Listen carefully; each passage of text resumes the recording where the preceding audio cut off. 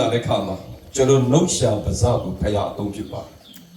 ဒါတော့ဒီအခြားသောဘာသာစကားအရေးကြီးတယ်ရုပ်ရဲ့အခြားသောဘာသာစကားကျွန်တော်ကြားတဲ့ခါမှာ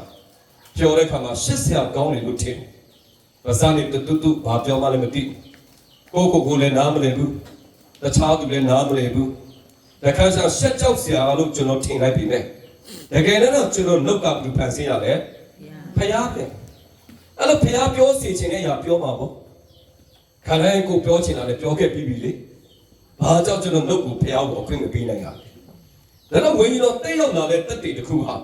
တော်တော်များများတင်သွားတဲ့တမန်တော်ဘုထုမှာပဲချစ်ချင်းကျွန်တော်နှုတ်ထဲကနေအမျိုးမျိုးသောဘာသာစကားတွေဟောပြောနိုင်သောအခွင့်ကိုဖျားခင်ပေးတာပါအဲ့ဟောဆရာကောင်းတယ်စုကျေးစုတွေတော်တော်များများဒီကောခန်းကြီး14ကိုမျိုးရှိတယ်အထက်ကဟာကိုမျိုးစလုံးမှာတမဟောမှာအားလုံးရှိပြီးသားထိုးထွေးခြင်းညံ့နေပရိုဖက်လေအနာရောငင်းခြင်းနဲ့တကူပြတ်နိုင်တဲ့အခွင့်တွေ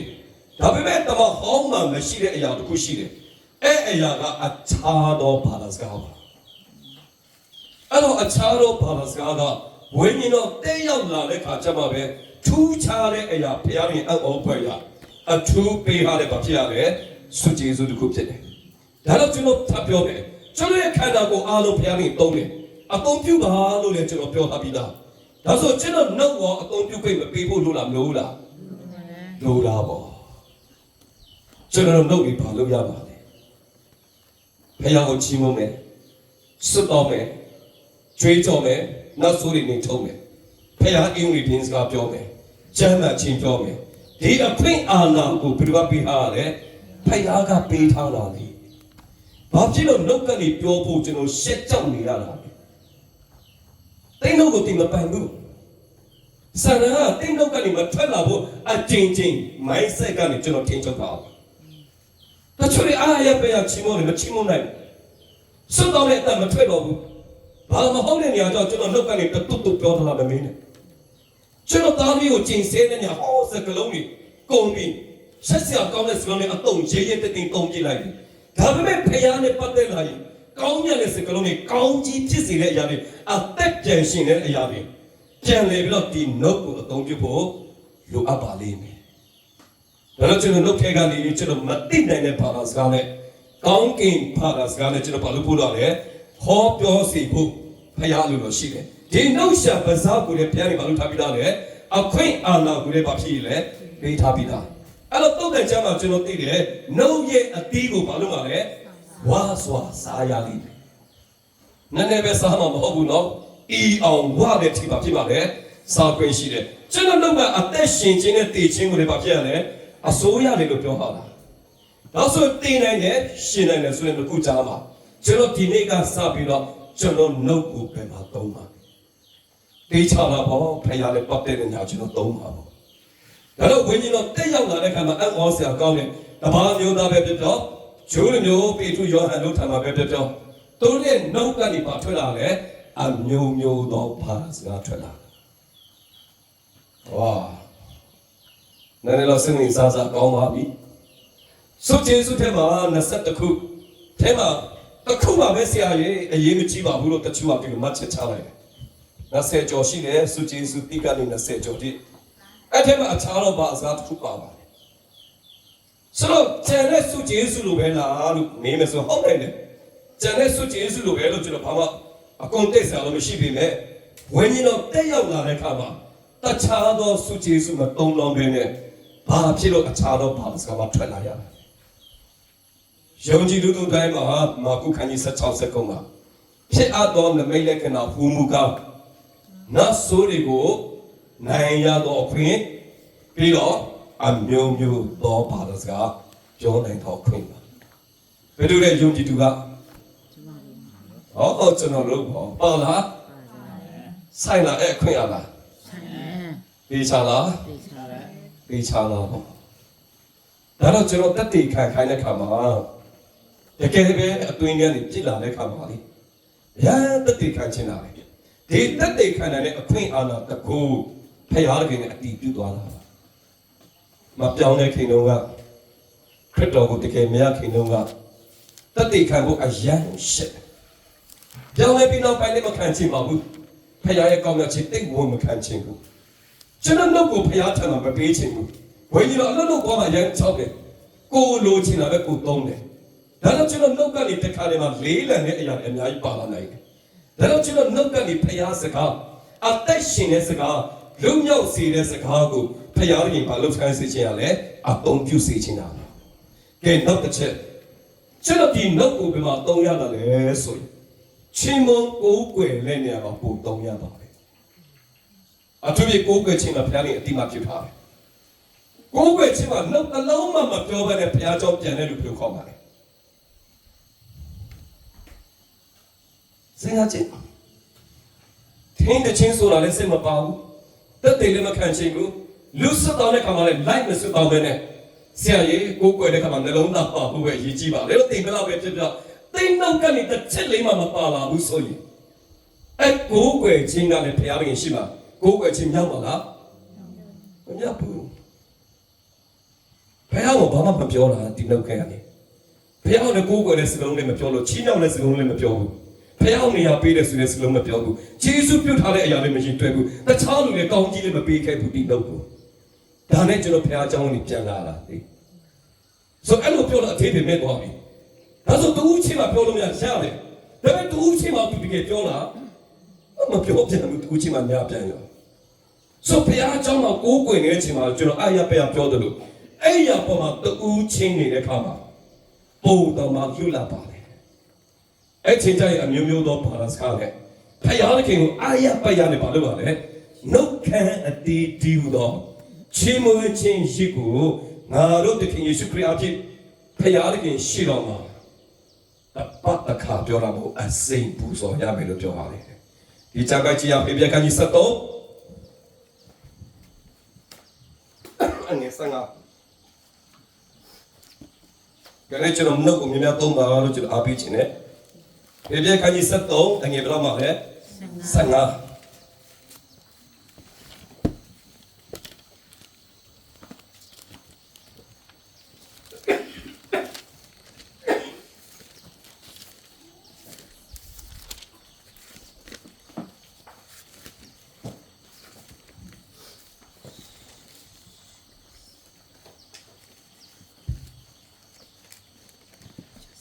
ဘုရားငါတို့သည်ဖျားခင်၏ကျေး ကျေးဇူးတော်ကိုဝန်ခံရဲ့ နှုတ်ခမ်းအသီးသီးဟူသောဒီမှချင်းကိုပြေဖျားခင်ရှိတော်၌အစဉ်ပူဇော်ကြကုန်လား ဝါတမဟောင်းမှာရစ်ကောင်နေနဲ့ပူဇော်မတာနေချင်းကိုးကွယ်ချင်းနေမြောက်လာနော်ရစ်ကောင်နေတမခါလည်းအကောင်နေမပါဘူးဆိုရင်ဘုရားခင်ဘယ်တော့မှလက်မခံဘူးအဲ့တော့ကိုးကွယ်ချင်းပြုတိုင်းအပြစ်ဖြစ်ရာရစ်ကိုလှုပ်တိုင်းရစ်ကောင်တကောင်ကိုအမြဲတမ်းပါလာပါဒါပေမဲ့ဟောရှင်အနာဂတ်ဒီချမ်းလာကျွန်တော်နှုတ်ကနေချင်းမောတဲ့အရာကတမဟောင်းလုံးကလို့ရစ်ကောင်နဲ့ပူဇော်လာအတူတူပဲဟိုအဲ့မောဆရာကောင်းတယ်ဆိုတော့တမတိကာလမှာအကောင်တော်နဲ့ပူဇော်ဖို့ခိုင်းရလို့မရှိတော့ဘူးဒါပေမဲ့နှုတ်ခမ်းအတေးဒီဥတော်ပါလေချင်းမောချင်းရစ်ကိုဘယ်လိုအားဖြစ်လဲငါတို့တခင်ယေရှုခရစ်အဖြစ်ဖခင်ခင်ရှေ့တော်နဲ့ဘာလို့ကြောက်ဆိုတဲ့အစဉ်အမြဲပူဇော်စီဖို့အချင်းမချင်းရိကဖခင်သခင်ကိုကျွန်တော်ဘာလို့နေလာတဲ့တူတူပဲလေကိုးကွယ်လာတဲ့တူတူပါပဲတကယ်နဲ့ဖခင်အံ့ဩဖွယ်ကောင်းတဲ့ဖခင်ပါဂုဏ်တော်နဲ့အမြဲတမ်းပြည့်စုံတဲ့ဖခင်ပါဖခင်ရဲ့ကောင်းမြတ်ခြင်းတွေကိုတကယ်နဲ့တော့ကျွန်တော်နှုတ်ကနေဝဲဆုံနိုင်မယ်လို့ထင်တာဖခင်ရဲ့ကောင်းမြတ်ခြင်းဂုဏ်တော်လေကျွန်တော်ဦးနောက်ကနေသိပြီးတော့ဘာသာနေပြောလိုက်တဲ့စကားလုံးကပြည့်စုံတယ်လို့ထင်တာဒါဆိုဘာထပ်ပြောမလဲဘယ်လိုပုံဖော်ခြင်းသေးလဲဟာဖျားရင်ကြီးတာဒါယုံနေပြီဒီတဲ့အမုန်းတင်တဲ့စကားလုံးပြောကြည့်အောင်ဘယ်စကားလုံးသုံးပါလဲဒီနှုတ်ကနေဟာကောင်းလို့ဆိုတဲ့စကားလုံးတွေသုံးကြည့်ဘယ်လိုသုံးပါလဲကျွန်တော်သိထားတဲ့မြန်မာစကားကျွန်တော်သင်ထားတဲ့ဘာသာရစကားလုံးကကုန်ပြီပြောစမ်းမရှိတော့ကုန်သွားပြီလေဖခင်ရဲ့ကောင်းမြတ်ခြင်းကြီးမြတ်ခြင်းအများကြီးကြံနေတယ်ဒါဆိုဘယ်လိုချီးမွမ်းပါလဲကုန်ပြီစကားလုံးကကုန်သွားပြီစာစီကြည့်ကုန်သွားပြီဟိုမပြောနိုင်လို့ကုန်သွားတာပြောတာမဟုတ်ဘူးနော်ကျွန်တော်ပြောနိုင်တဲ့အတိုင်းသာမကုန်သေးဘူးပြောစရာမရှိတော့ဘူးဆိုတော့ဖြစ်တင်ဘူး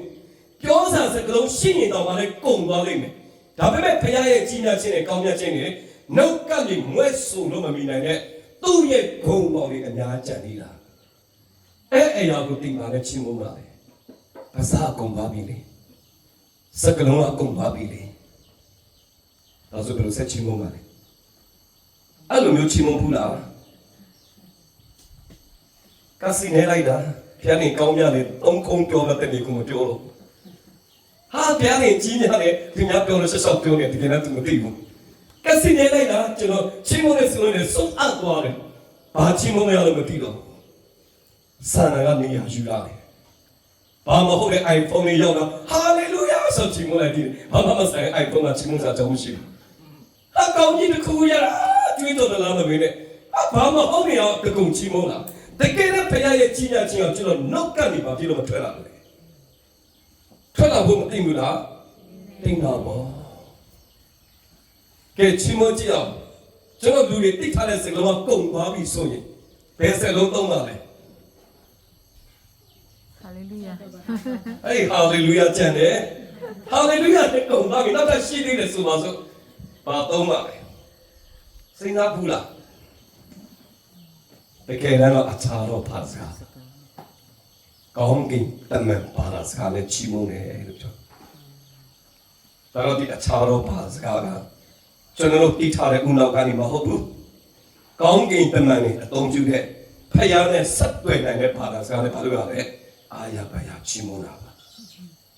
အဲ့တော့တမန်တော်ဝိထုမှာကျွန်တော်တို့မြင်နေရတဲ့အခြားတော့ဘာစကားဝိညာဉ်တော်တိတ်ရောက်လာတဲ့ခါမှာအခြားသောဘာသာစကားနဲ့ချီးမွမ်းနေတယ်လို့အဲ့လိုပဲရေးထားတာချက်ကဲဖြတ်ပြောမယ်အခြားသောဘာသာစကားနဲ့တရားဟောတာရှိလားရှိတယ်တော်များများအခြားသောဘာသာစကားဖယားကိုချီးမွမ်းတာနော်အခြားသောဘာသာစကားပြောတယ်ဆိုတာကရှော့ပြောနေလို့တော့မထင်နဲ့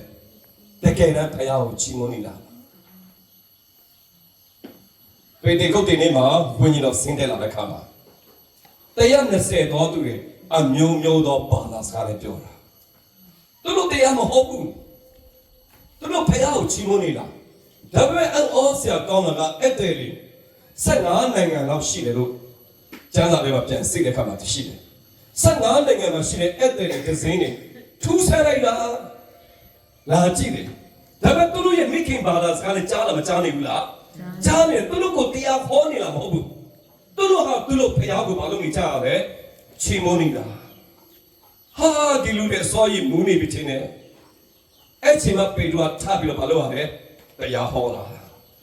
ပေတရုဟောလိုက်တဲ့တရားစကားအခြားတော့ဘာစကားလားတမန်စကားလားတမန်စကားပဲဒါပေမဲ့လူဘယ်တော့ပြောင်းလဲသွားလဲ3000အခြားတော့ဘာစကားကြောင့်ပြောင်းလဲလာမဟုတ်ပြီမဲ့ဝိညာဉ်တော်အလုံးလုံးလို့ပဲဒီ3000မှာဖြစ်ရလဲပြောင်းလဲသွားလာလေဒါဆိုရင်အခြားတော့ဘာစကားတရားဟောတယ်ဆိုတဲ့ကျမ်းပိုက်လေးကိုတနေရာမှာသုံးနေဆိုပြန်တော့ဆွဲထုတ်ပါလေတမန်တော်နေ့လေ ဘာလို့လဲ ဝိညာဉ်တော်ဟောပြောတော့ခင်ပြီးတော့ တန်ရှင်သောဝိညာဉ်တော်ကဘာဖြစ်ရလဲဟောပြောတော့ဟုတ်ပြီတော့ကြတဲ့အခြားတော့ဘာစကားသိမှာပါအခြားတော့ဘာစကားပြောဖို့တဲ့ပလင်ခံထားနေတယ်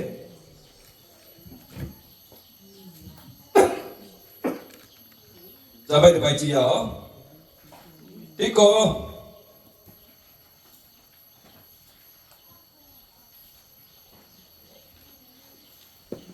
စလေးစငါ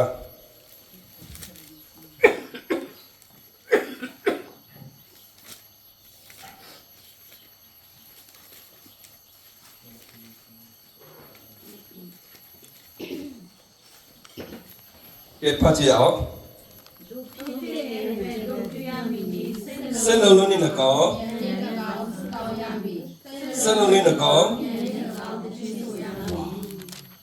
ဖယားရခင်ထံမှာစွတ်ကောင်းတဲ့ခါမှာဖယားကုံတော်ကိုချီးမွမ်းတဲ့ခါမှာကျွန်တော်တိထားတဲ့ဉာဏ်သုံးနိုင်တဲ့စကားနဲ့အကုန်သုံးသွားပြီကျွန်တော်မတိတဲ့စိတ်ဝိညာဉ်ထဲကနေစိတ်နှလုံးထဲကနေထွက်လာတဲ့အတန်နဲ့ချီးမွမ်းရမယ်ထွက်လာတဲ့အတန်နဲ့ဘာလို့ရမှာလဲတချင်းဆိုရပါလိမ့်မယ်ဒါဆိုရင် ဆက်နှလုံးနဲ့ညံနဲ့သုံးဖူးလားညံကကျွန်တော်သိတယ်တူတူကျွန်တော်တောင်းနေတဲ့အရာစိတ်နှလုံးကပါလေစိတ်ဝိညာဉ်ထဲကပါလေအာရပါရအထဲကနေအတွင်းထဲကနေဘာဖြစ်ရလဲထွက်လာတဲ့အရာပါအေဖက်ကကြီးကအငယ်19တစ်ချက်ကြည့်အောင်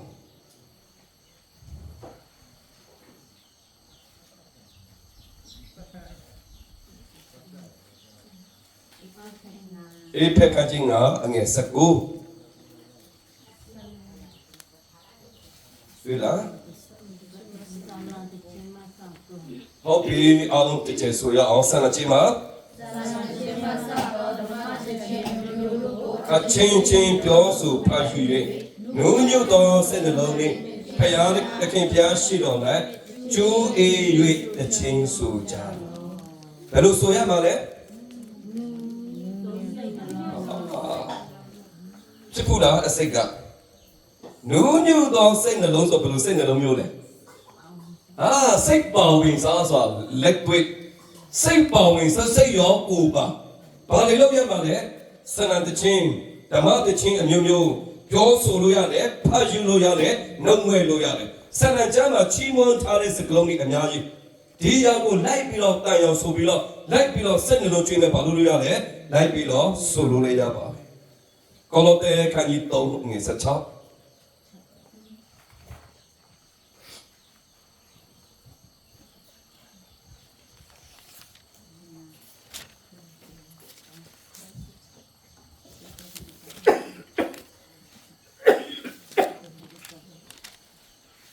ဘောတဲ့ခန်းကြီးကိုငေဘလောက်လဲ16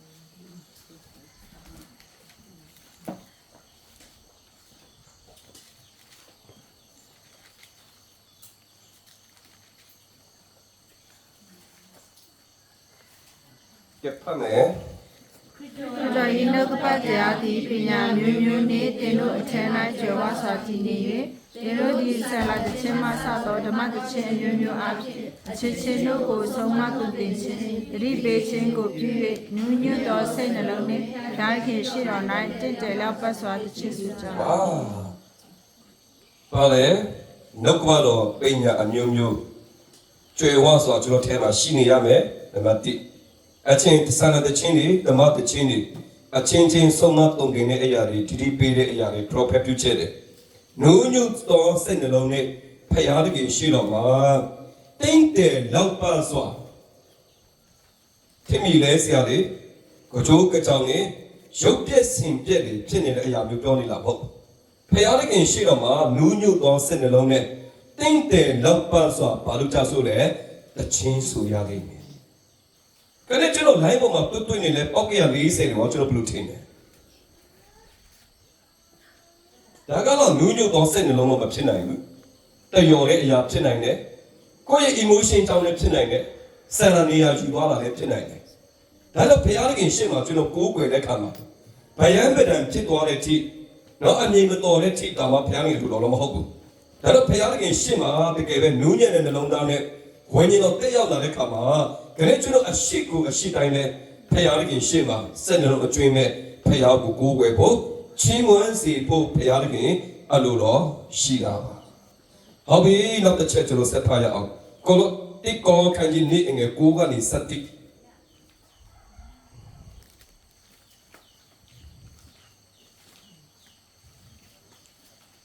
တကယ်တမ်းတန်ရှင်တော်ဝိညာဉ်တော်ဖယားမတုတ်ထိပဲနဲ့ကျွန်တော်ကယ်တင်ခြင်းဘယ်သူမှမရပါဘူးဒီတိုင်းနဲ့ခရိယန်ရဲ့တက်တာထဲမှာဝိညာဉ်တော်ဖယားရဲ့တုတ်တိခြင်းနဲ့အကူအညီမပါဘဲနဲ့ဖယားတခင်ထံမှာစစ်မှန်တဲ့အသက်တာနဲ့ကျွန်တော်တိုးဝင်လို့မရဘူးဆိုတာတော့ကျွန်တော်ငြိမ်းလို့မရဘူးဒါလို့ဝိညာဉ်တော်ဖယားကျွန်တော်စီမအဆက်ပြီးတော့လှုပ်ဖို့အတွက်ဝိညာဉ်တော်ဖယားရဲ့အလုပ်လုပ်တဲ့အရာကိုကျွန်တော်သိဖို့လိုအပ်ပါလိမ့်ကဲကိုလိုတဲ့ဇော်ဒီတိကောကကြီးနေကိုကနေစတိတွေ့ပြီလားတွေ့ဆိုဖတ်ချင်ချမ်းသာလာဒီနေ့ညီ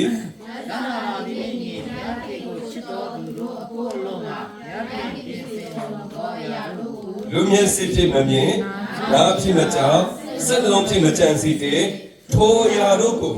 ရားခင်ဝိညာဉ်တော်အားဖြင့်ဒါတို့အားပေါ်ပြတော်မူ၏ဝိညာဉ်တော်အားဖြင့်ဘုရားသခင်နည်းနည်းသောအရာ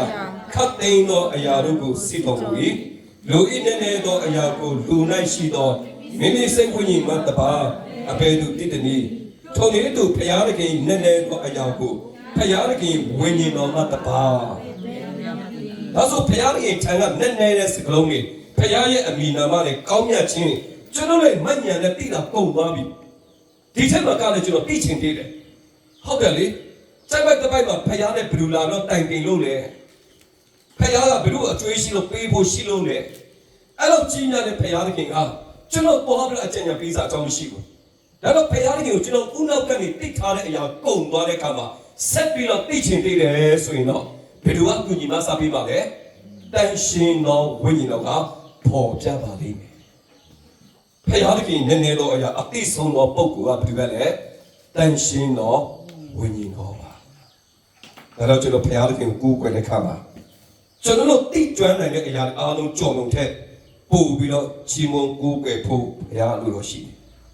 ။ယောမခန်းကြီးရှင်း26 29ခုလေးစပ်ကြည့်ရအောင်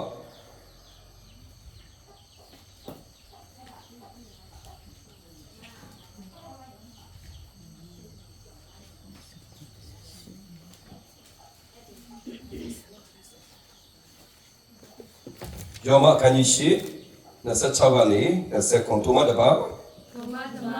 လောတဲ့တော်အရာမှာဝိနည်းတော်ဒီမှာစတော်မူ၏ငါတို့ဒီစုတောင်းတဲ့အတိုင်းအတွေ့စုကိုတောင်းရမည်မသိကြတို့ရတွေရလို့စုတောင်းခြင်းမှုကိုနှုတ်မနိုင်တော်မူပါခြင်းအဖြစ်ဝိနည်းတော်ဒီဆောင်မတော်မူ၏စိတ်တော်ကိုစိတ်တော်မူသောသူသည်လည်းဝိနည်းတော်ဒီစိတ်တော်ကိုတည်တော်မူ၏အကြောင်းကဝိနည်းတော်ဒီအရှင်သူတို့၏စုတော တော င်း င်း ခြ ခြင်း င့် အမှုကိုဖျားခင်အလိုတော်နှင့်ဆောင်းမတော်မူ ။အိုးအရာကောင်းပါလေ။ကျွန်တော်တို့မလုံနိုင်တဲ့အရာဘယ်လိုစွတ်တောင်းရမသိနိုင်တဲ့အရာဘယ်တော့ကူညီမစားပေးပါလဲ။တန်ရှင်တော်ဝိညာဉ်တော်နှုတ်ကနေမမွဲ့နိုင်တဲ့စကလုံးတွေရှိနိုင်သေးတယ်။အဲ့အရာကိုလည်းဘယ်တော့ဆောက်မပေးပါလဲ။ဝိညာဉ်တော်ယုံကြည်သူတန်ရှင်သူတို့ရဲ့စွတ်တောင်းခြင်းအမှုကိုဝိညာဉ်တော်ကဖျားရဲ့အလိုတော်နဲ့အညီပဲဘာလို့ပေးရလဲ။ဆောင်းမပေးရရှိတာပါ။ဒါတော့ကနေကျွန်တော်တို့စွတ်တောင်းတဲ့အခါမှာ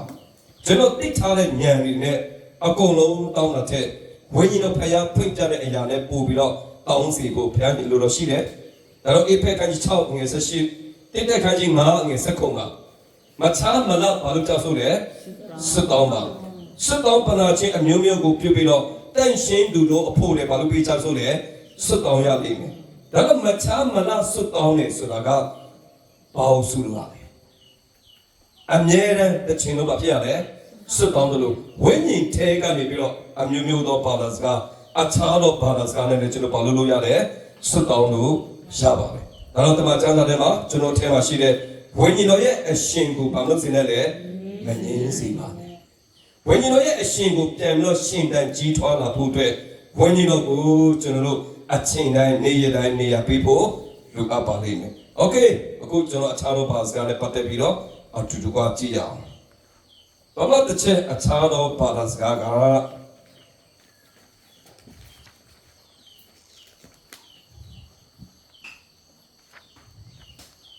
ဟုတ်ပြီ sorry ကျွန်တော်တမ်းပါတီတစ်ပိုက်လေးကျွန်တော်ကြည့်ချင်ပါသေးတယ်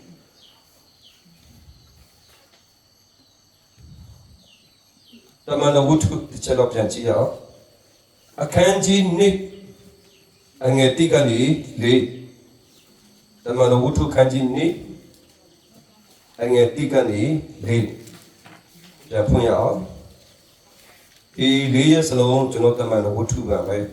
အများကြီးအခြေပြုထားတယ်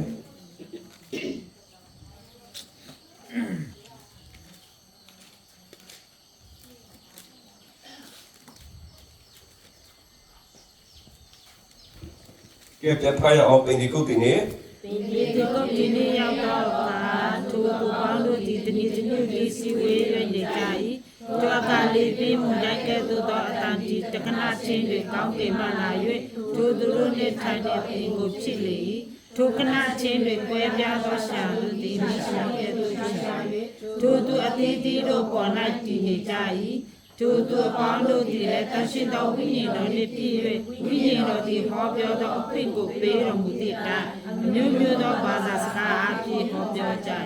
အငယ်6တစ်ချက်လေးပြန်ဖတ်ရအောင်ထိုအတာကိုကြားရသောလူများတို့သည်စုဝေးလာကြ၍အတိအကျအခြားသောမိမိတို့ဘာသာစကားဖြင့်တမန်တော်တို့ဟောပြောသည်ကိုကြားရ၍ မိုင်းတွေလည်းရှိကြတယ် ဟုတ်ပြီအဲ့အခြားသောဘာစကားပြောလာတဲ့အရာထူးခြားတဲ့အရာတစ်ခုပြောင်းသွားတယ်ဘာဖြစ်လာလဲ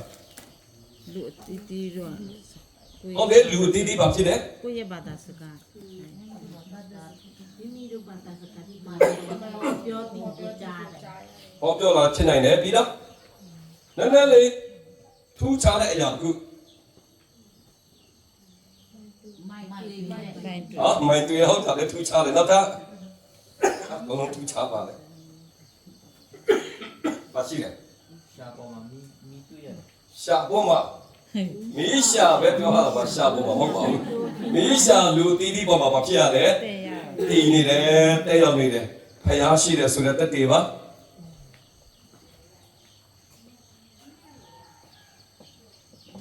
အမျိုးမျိုးတော့ပါလာစကားအခြားတော့ပါလာစကားဟာလိုက်ပါဘာဖြစ်စီရလဲအဲ့နာမှာ ဟောပြောစီ အရရမှာရှိတဲ့လူတွေဘာဖြစ်စီရလဲ။အိုးထူးဆန်းတယ်ဘာဖြစ်စီရလဲ။စုဝေးစီတာ။အပေါ်မှာလည်းဘာဘယ်လိုစွတ်တောင်းထားလဲ။တညီတညူတီ။နောက်ဆုံးအခြားတော့ဘာစကားရောက်လာတဲ့ခါမှာ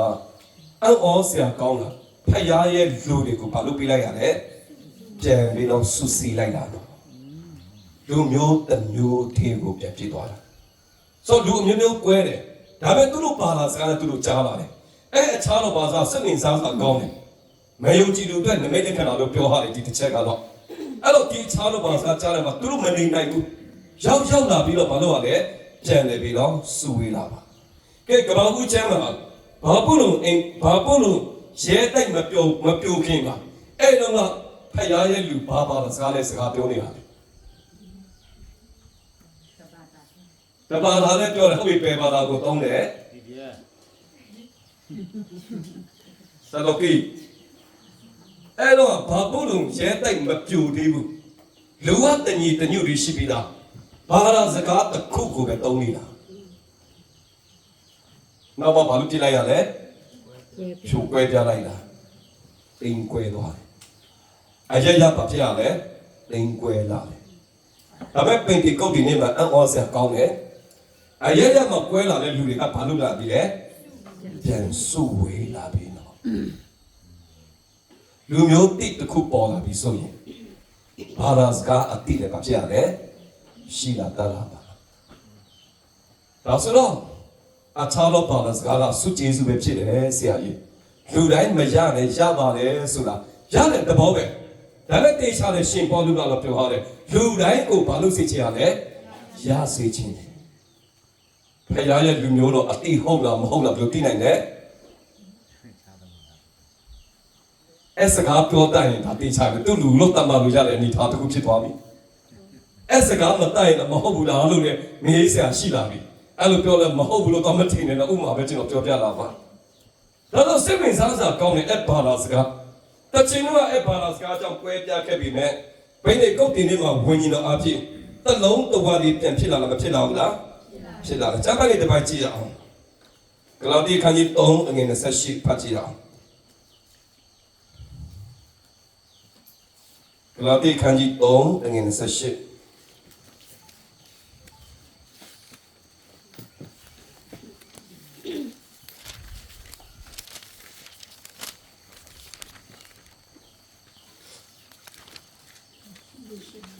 ကဲဖတ်ကြယေရှုခရစ်နဲ့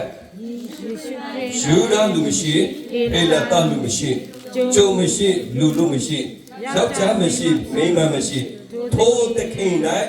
အတိမ်တို့အပေါင်းဒီဘာဖြစ်သွားပြီလဲ နှလုံးတဝါဒီ တလုံးတဝတီပြန်ဖြစ်လာလားခရစ်တော်ရဲ့ကိုယ်အင်္ဂါထဲမှာခန္ဓာကိုယ်တစ်ခုထဲမှာဘာဖြစ်သွားပြီလဲတလုံးတဝတီဖြစ်လာပါကယ်တင်ခြင်းကိုလက်ခံတဲ့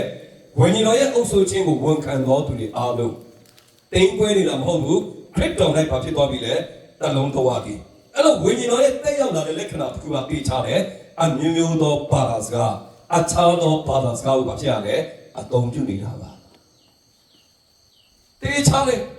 ဘုရားခင်ချစ်တော်သူဘယ်နိုင်ငံပဲတော့ချစ်လိုက်ဝိညာဉ်တော်သူ့ပေါ်မှာတက်ရောက်လာမတက်ရောက်ဆိုဘယ်လိုသိနိုင်ရလဲဒီလက္ခဏာတစ်ခုတော့ထင်ရှားသွားပြီကျန်တဲ့အပြုတ်မှုတွေတက်တယ်လေအများရှိမအောင်ပါ တေချာတဲ့အရာကတမန်ကျမ်းစာထဲမှာတမန်ကျမ်းစာထဲမှာရှိတဲ့ပင်ဒီကုတ်တင်တွေကအဆုံးမတတ်သေးပါဘူးခေတ်ကာလမှာလူအိုက်လူအပ်တယ်လို့နိုးထမှုဖြစ်တဲ့နေရာမှာဒီနေရာပေါ်မှာအများကြီးတက်ရောက်သွားတယ်ကပ္ဘာဦးကျမ်းပြန်ကြည့်ရအောင်ကပ္ဘာဦးကျမ်း7ငယ်6ကနေ8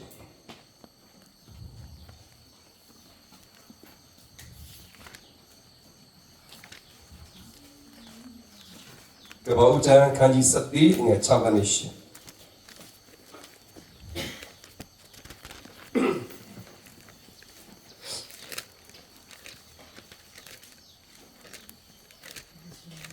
အဲ့တော့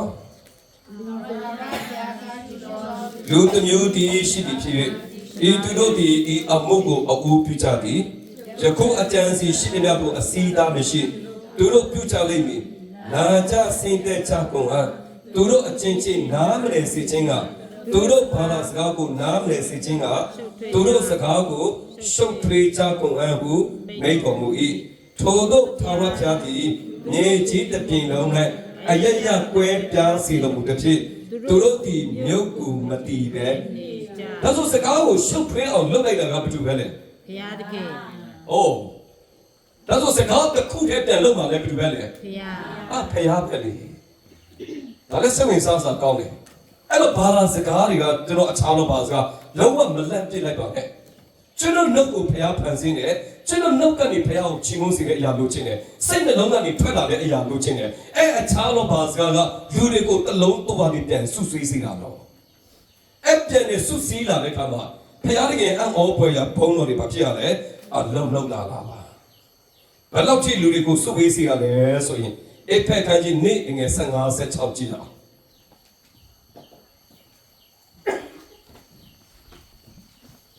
အဖက်ခန်းကြီးနေ့ငယ်15 16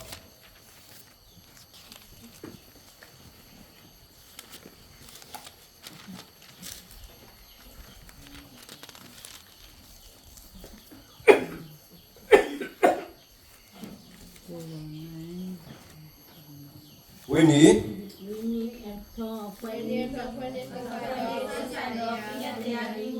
ရန်ညိုချင်းဖွဲ့ချင်းအကြောင်းကိုခောက်ကန်တော်နဲ့ဖယ်ရှင်းတော်တစ်ဖြစ်ပိုင်းခြားလည်းရှိသောစัจ जा အုတ်တိုင်းနေရန်ကိုဖြိုဖျက်၍လူနှစုဒီဖြစ်စေတော်မူ၏အကြောင်းမူကားရန်ကိုငြင်းစေပြီးလင်ကိုယ်တော်၌ထိုလူနှစုတို့ကိုလူတိတကိုဒီဖြစ်စေခြင်းကပြင်ဆင်၍တလုံးတဝါသည်ဖြစ်ပြီးသောထိုလူစုနှစုကိုလက်ဝါးကားတဲ့အော်တော်အဖြစ်ရန်ကိုတပ်ဖြတ်တဲ့ဖယားသခင်နှင့်မိထရာဖွဲ့စေမိအကြောင်းဒီကွဲပြားနေတဲ့လူနှစုကိုခရစ်တော်ရဲ့ကားနဲ့အဖြစ်ရန်တွေကိုပြန်ငင်းစေပြီးတော့တဆုတဝေတွေပါဖြစ်စေရလဲပြန်စီတာပါဒီမှာအဲ့လူနှစုကဘာတူလဲအဲ့တုန်းကဘာတူလဲကျူးလူမျိုးနဲ့အေးတူလာမျိုးအေးခေါ်ကျူးလူမျိုးတွေပါလေတပါအမျိုးသားတပါအမျိုးသားနဲ့ကျူးလူမျိုးတွေကိုဘာဖြစ်ရလဲပြန်လည်ပြီးတော့ခရစ်တော်အားဖြင့်ကားနဲ့အားဖြင့်ပြန်လည်ဆုစီစီတာအေးပြလီလာမလီလာလည်းဘာမှမဆိုင်တော့ဘူးခရစ်တော်ကယဉ်ငင်းချင်းတသားတကူရင်းအသိန်းတော်နဲ့တလုံးတဝါပြီးပြန်ဖြစ်ပြီးတော့ဖယားသခင်နဲ့ဘာလို့စီရလဲမိထာယာဖွဲ့စီတဲ့အရာပါခရစ်တော်ဟာလေဝါကားတိုင်းမှာကျွန်တော်ပြန်နေပြီးဆုစီရုံကပဲနဲ့ဝိညာဉ်တော်ရဲ့တကူစုကြည်စုတော်အားဖြင့်ကျွန်တော်ပြန်လည်ပြီးတော့ခရစ်တော်၌တလုံးတဝါပြီးဖြစ်စီတာကဲဒီနေ့အခြားသောဘာသာ၃မျိုးကောင်းစဉ်တတ်ထားမယ်နံပါတ်1ပမာဆုံးသောအခြားသောဘာသာကမယုံကြည်သောသူအတွက်ဖြစ်တယ်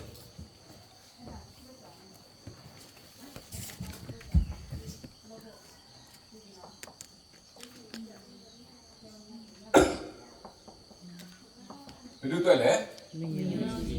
မယုံကြည်သောသူအတွက်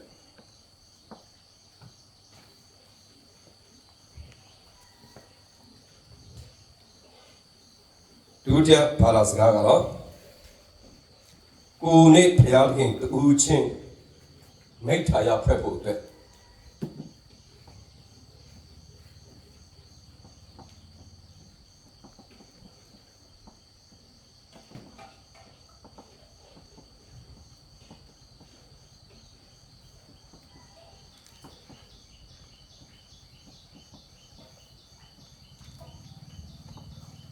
နံပါတ်3 public အများနဲ့ဆိုင်တာပေါ့နော်အများနဲ့ဆိုင်တော့အမောင်ကြီးတာနာအတွက်အခြားသောဘာစကား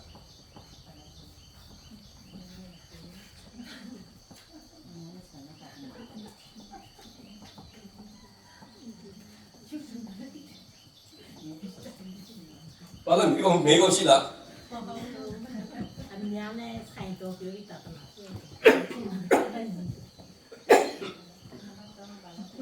အများနဲ့ဆိုင်တဲ့ခါမှာကျွန်တော်လူအုပ်များမှာကျွန်တော်သုံးတယ်အသိန်းတော်အတွက်သုံးတယ်ဖျားဘုံတော်ထင်ရှားဖို့အတွက်အပြင်မှာထုတ်သုံးတဲ့အရာဖြစ်တယ်ဒါအခြားသောဘာစကားတူချင်းကကိုနဲ့တရားသခင်ဘာလို့လဲချင်းပါလဲစွတ်တောင်းတဲ့ခါမှာကိုစားပြုစွတ်တောင်းတဲ့ခါမှာတကူတော့စွတ်တောင်းတဲ့ခါမှာရတယ်တင်တိုက်တယ်လို့သုံးနိုင်ခွင့်ရှိပါဖျားသခင်သုံးစီခြင်းတဲ့နေရာမှာပေါ်ပြတဲ့နေရာမှာကျွန်တော်လွတ်လွတ်လပ်လပ်တူချင်းမှာကျွန်တော်သုံးလို့ရတယ်ဘာမှတကူအခြားသောဘာစကားပြုတ်တယ်လေဒါကတော့မယုံကြည်တက်ပဲမယုံကြည်လူတက်ကဘယ်လိုအကျိုးရှိတယ်လဲလို့ပြောမယ်ဆိုရင်တော့တော့ကျွန်တော်မှစမ်းစာလေးကျွန်တော်ဖွင့်ကြည့်ရအောင်လေနော်မယုံကြည်လူတက်နမိတ်လက္ခဏာဖြစ်ဖို့ပဲစောစောပြောလိုက်တယ်ပင်ဒီကုတ်ဒီနေမှာဒီလူအောက်တွေကိုစုဝေးဖို့အရန်ခက်တယ်သူတို့ကိုစီအတဲ့အနေနဲ့လာနေတယ်ဒါပေမဲ့အခြားသောဘာသာကြားတဲ့အခါသူတို့မနေနိုင်ဘူးစိတ်ဝင်စားပြီးတော့အကုန်လုံးထက်လာပြီးတော့မလုပ်ရနဲ့လာကြည့်တာနောက်ဆုံးပေတူတရားဟောတဲ့ခါမှာဘာဖြစ်သွားရလဲပြောင်းလဲသွားတယ်ဆိုတော့အဘာသာစကားမယုံကြည်သူတွက်ဖြစ်တယ်ဒုတိယတစ်ခုကဘယ်လိုတွက်လဲတူချင်းတွက်ဖြစ်တယ်တတိယကအများသုံးတဲ့နေရာမှာကျွန်တော်သုံးရပါတယ်ဟုတ်ပြီ7မိနစ်လောက်15မိနစ်လောက်ခဏလေးနားရအောင်နားပြီးမှပြန်ဆက်ပါ